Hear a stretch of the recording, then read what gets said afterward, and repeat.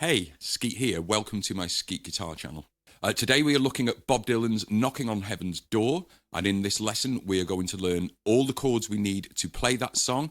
We're going to learn the strumming pattern, and then at the end there's a jam-along track with guitar, bass, drums and piano. Now, if you can put your headphones on and play along with that, that's a real immersive experience. It's like being in the band. Now let's take a look at the chords required to play Knocking on Heaven's Door. We'll start with a G major, then a D, an A minor, and a C major. That's it. There are 4 chords in this song. The chord progression is a bar of G, a bar of D, 2 bars of A minor, a bar of G, a bar of D, 2 bars of C. If you're unsure of what I mean by 1 bar of music, this song is in 4/4 time. That means every bar of music has a steady count of 4 like this. 1, 2, 3, 4. 1, 2, 3, 4. 1, 2, 3, 4. 2, 2, 3, 4. So that was the 2 bars of A minor. And then the next cycle, 1, 2, 3, 4. 1, 2, 3, 4. 1, 2, 3, 4. 2, 2, 3, 4. Now, this G chord, I want to talk to you about the way I would play it to play this song. If you're a beginner, there's every chance you're playing your G chord this way, which would be your ring finger on string number 1, your middle finger on string number 6, both in the 3rd fret, and then your first pointy finger on the 2nd fret of string number 5, the A string. That is correct. There's nothing wrong with that.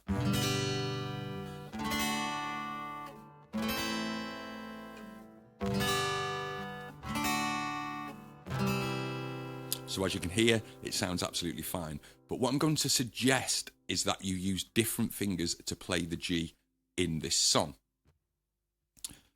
If you're a beginner, you may not know that we can use different fingers to play these chords depending on what was before it and what follows it.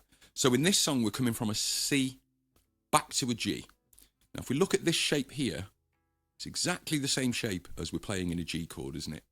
We're just raising it to the ceiling by 1 course of strings.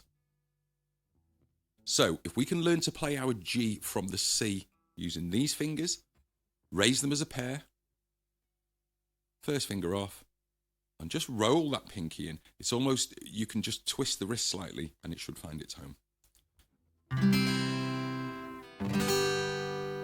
There's nothing wrong with playing the G this way, and if you would prefer to play it this way, that's absolutely fine. I was just pointing out that this is a much more efficient way to get through those chords.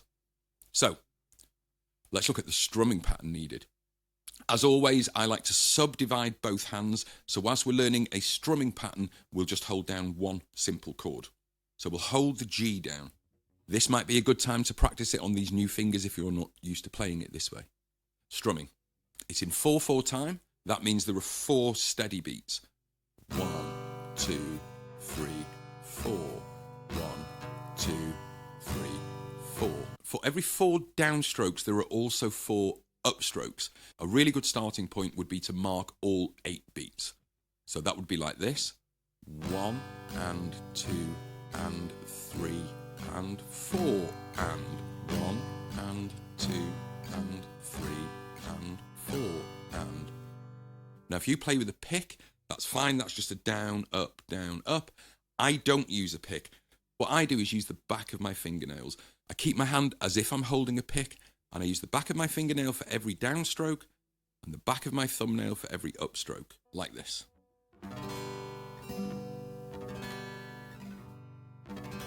Now notice this comes more from a twist of the wrist than a movement of the elbow or the shoulder. Many people when they start strumming think it's all about these big movements, and it's the exact opposite. If we can keep it close to the instrument and be ergonomic with our movement, we've got much, much more control. So let's start playing together after 4, and we're going to do down, up, down, up, down, up, down, up. All 8 beats. 1, 2, 3, 4, and 1, and 2, and 3, and 4, and 1, and 2, 3, and 4, and 1, and 2, and 3, and 4, and 1, and 2, and 3, and 4, and... Well done. Don't forget you can keep rewinding this video over that part until you've got it right. Once you've got that right, let's actually sculpt a sound now. The first thing we need to do is realise that we don't hit all 6 strings at the same time. Our aim should be to divide our guitar sonically into bass, middle and treble.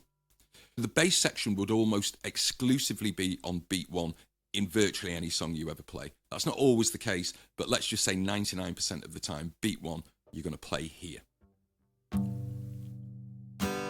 So there's beat 1. Beat 2, we're not going to strike the strings, but the hand will still mark the beat. 1, 2. 1, 2. Beat number 3 will be in the mid to treble area. 1, 2, 3.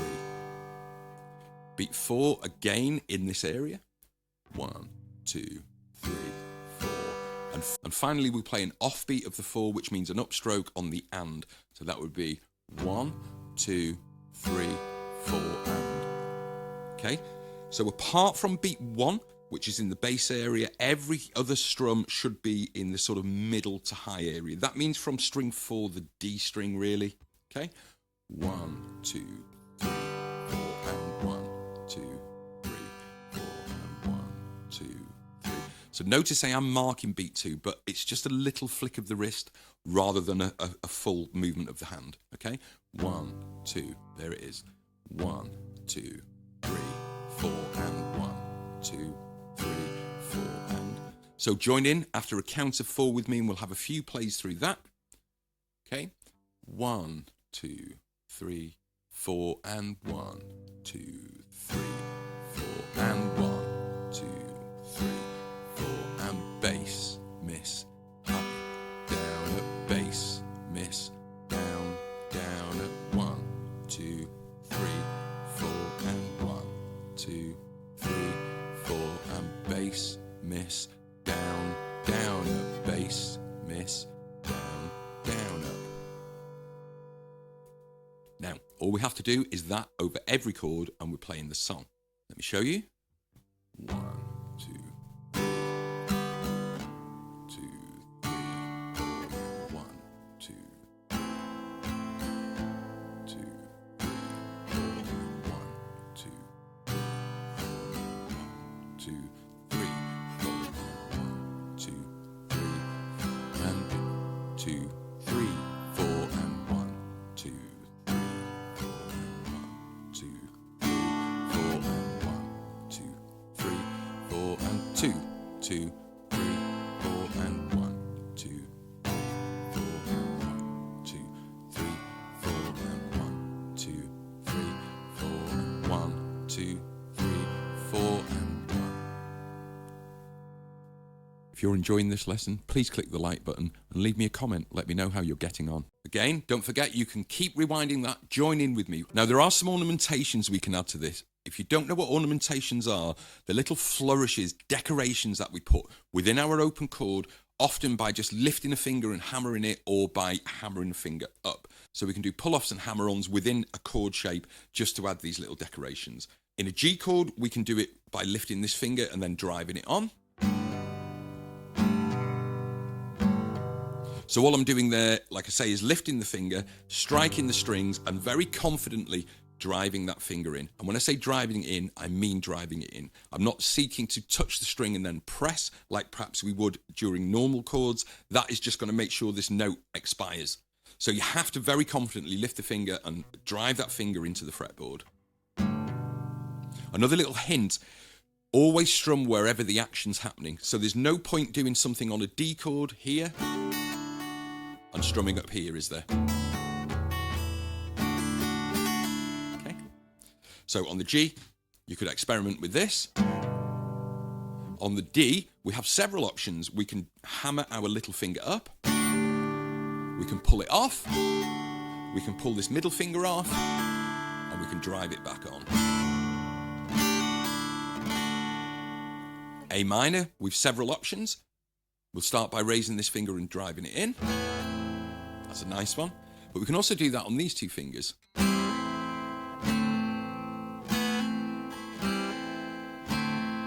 So notice I'm strumming in the area where the action's happening. All of these things can be treated as separate exercises, you know, and then just drop them back in the song. And then the only other chord that would need an ornamentation is the C, and we're going to treat that exactly as we treated the G chord by raising this finger, driving it back in. So I'll just have a little playthrough now and show you how these ornaments can be used within the context, not just of this song, but really any song.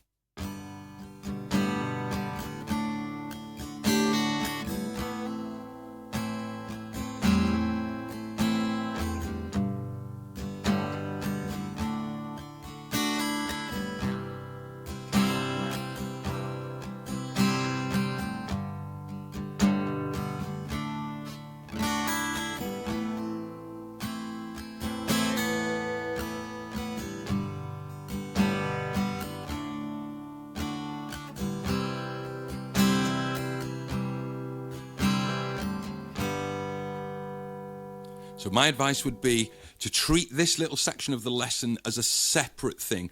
Remove it from this lesson, go away and practice those things, come back to the lesson, and you can still be learning this song and treating this as a separate exercise. And then just introduce it in, you know, that little bit of flourish.